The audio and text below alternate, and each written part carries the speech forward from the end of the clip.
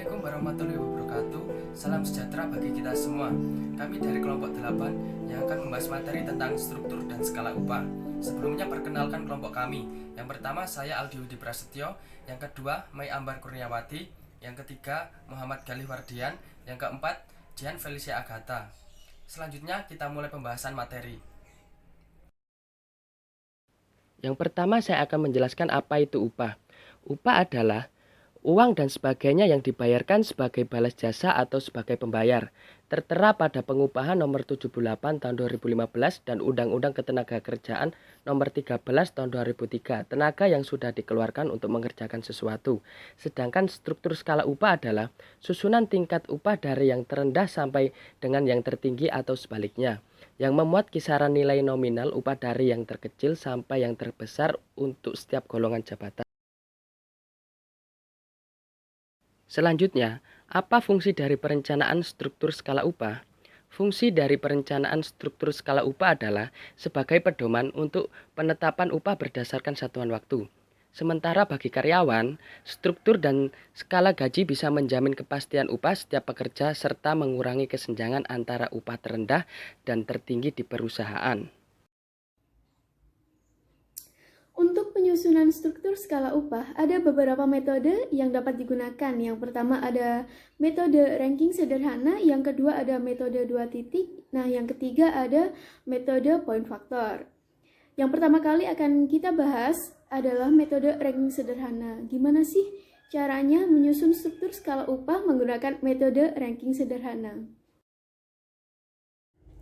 Cara menggunakan metode ranking sederhana. Yang pertama, tentukan jabatan dan uraian tugas masing-masing jabatan. Misalnya saja, yang pertama ada office boy, bertanggung jawab atas kebersihan dan kerapian kantor, serta melaksanakan tugas yang diberikan staf umum. Yang kedua ada junior administrasi, yang bertugas melakukan pembayaran atau transaksi terkait kebutuhan kantor, menjaga komunikasi melalui telepon, fax maupun email, menyampaikan dan merekapitulasi berkas administrasi. Yang ketiga ada senior administrasi, yang bertugas menyiapkan administrasi harian dan dokumen penting, menyiapkan dan mengatur rapat, seminar, atau pelatihan, serta menyiapkan laporan per semester. Selanjutnya ada manajer, yang bertugas untuk memimpin, mengendalikan, dan mengembangkan kualitas organisasi, serta membangun kepercayaan antar karyawan. Nah, yang terakhir ada Chief Executive Officer atau biasa kita sebut dengan CEO, yang bertugas untuk menentukan arah strategis perusahaan, menciptakan jaringan bisnis, dan melaporkan perkembangan kepada dewan direksi. Nah, untuk step yang selanjutnya, buat daftar jabatan dan urutkan jabatan tersebut berdasarkan uraian tugasnya dari yang termudah sampai dengan yang tersulit. Lalu, buat tabel struktur dan skala upah yang terdiri dari kolom jabatan, golongan jabatan, upah terkecil, dan upah terbesar. Setelah itu, tentukan upah terkecil untuk jabatan terendah, tentukan upah terbesar untuk jabatan terendah. Selanjutnya, tentukan upah terkecil dan upah terbesar untuk jabatan-jabatan selanjutnya. Step yang selanjutnya, masukkan upah terkecil dan upah terbesar masing-masing jabatan ke dalam tabel struktur dan skala upah. Yang terakhir, tentukan golongan jabatan untuk masing-masing jabatan. Apabila ada jabatan yang tugas dan tanggung jawabnya relatif sama, jabatan tersebut dapat dikelompokkan dalam suatu golongan jabatan.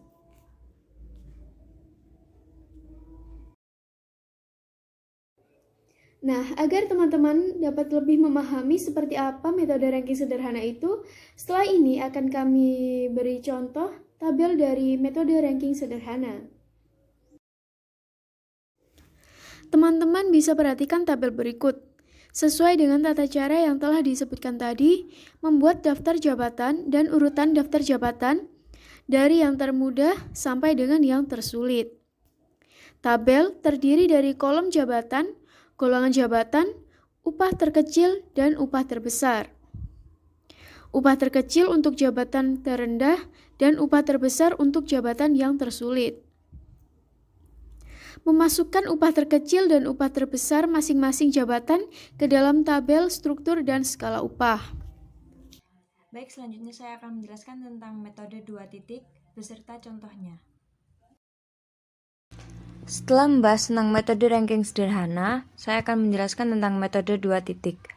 Metode 2 titik adalah metode yang menghubungkan dua titik dalam bidang koordinat sumbu absis X yang merupakan golongan jabatan dan sumbu ordinat Y merupakan upah. Sehingga keduanya membentuk sebuah garis lurus yang mempunyai persamaan garis lurus Y sama dengan A plus B dalam kurung X. Garis lurus yang terbentuk dari dua titik tersebut merupakan garis kebijakan upah. Berikut langkah-langkah membuat jenjang gaji dengan metode 2 titik. Yang pertama, siapkan daftar jabatan dan upah yang terdiri dari kolom nomor urut, nama, jabatan, dan upah. Yang kedua, urutkan upah dari yang terendah sampai dengan yang tertinggi. Yang ketiga, identifikasikan upah yang terendah dan upah yang tertinggi.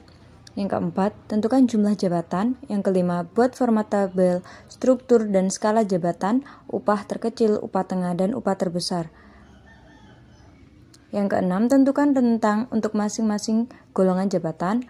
Yang ketujuh, gunakan upah terendah sama dengan upah tengah terendah dan upah tertinggi sama dengan upah tengah tertinggi.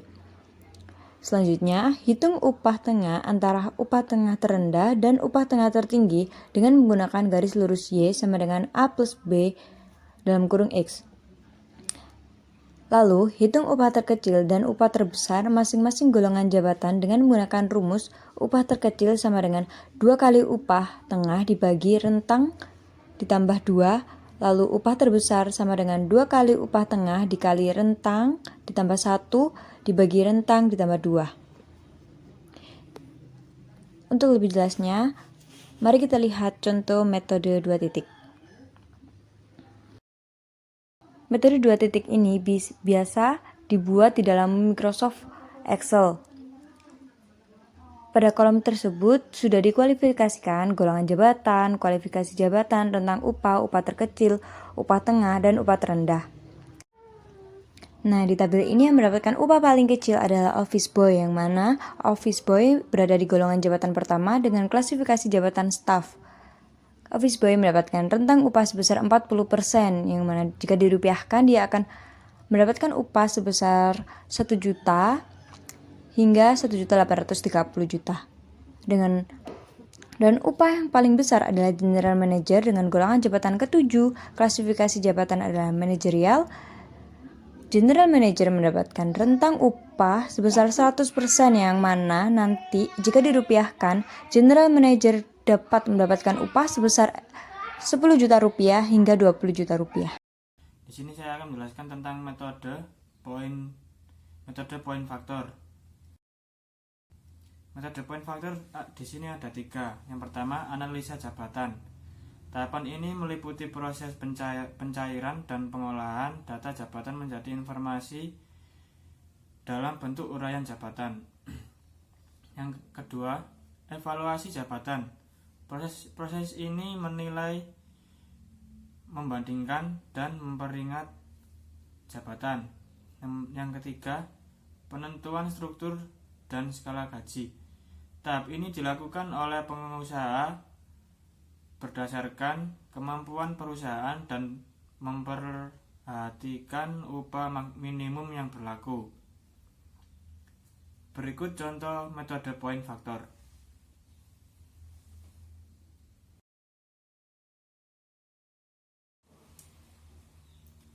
Selanjutnya, apa sih sanksi perusahaan jika tidak menyusun struktur skala upah?